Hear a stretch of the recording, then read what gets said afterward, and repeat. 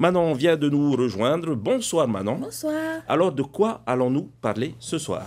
Alors Sam, le Salon du Livre va ouvrir ce jeudi, donc c'est l'occasion pour moi de vous parler d'applications qui sont indispensables si vous aimez la lecture. Et donc si on aime vraiment lire et qu'on a plein de livres chez soi, c'est ça?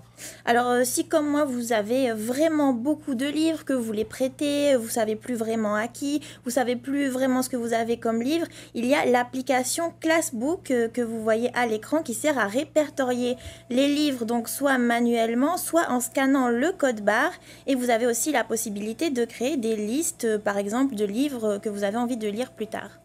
Et disons qu'on préfère écouter plutôt que de lire. Alors dans ce cas, il y a une autre application qui s'appelle Livre Audio, qui est une application gratuite et qui regroupe plus de 15 000 livres, donc vous aurez le choix, et en 20 langues différentes en plus. Ils sont lus par des bénévoles de la bibliothèque en ligne numérique LibriVox, et donc cette application est disponible sur iOS et Android. Voilà, ici on n'est pas vraiment lecture, mais plutôt jeune écrivain en herbe, comme on fait. Alors là aussi c'est possible, il y a une application qui existe et elle s'appelle Wattpad, donc ça fonctionne un peu comme un réseau social.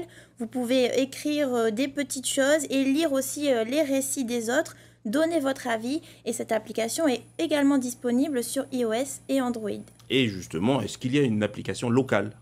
Alors ça n'existe pas encore en Polynésie, mais par contre vous pouvez retrouver des e-books polynésiens par exemple sur le site internet Tahiti Bookstore. Et puis il y a aussi depuis 1 an à la médiathèque de la Maison de la Culture la possibilité de lire sur des liseuses et puis de prendre un abonnement à des plateformes pour consulter par exemple des magazines en ligne et aussi des lectures pour enfants.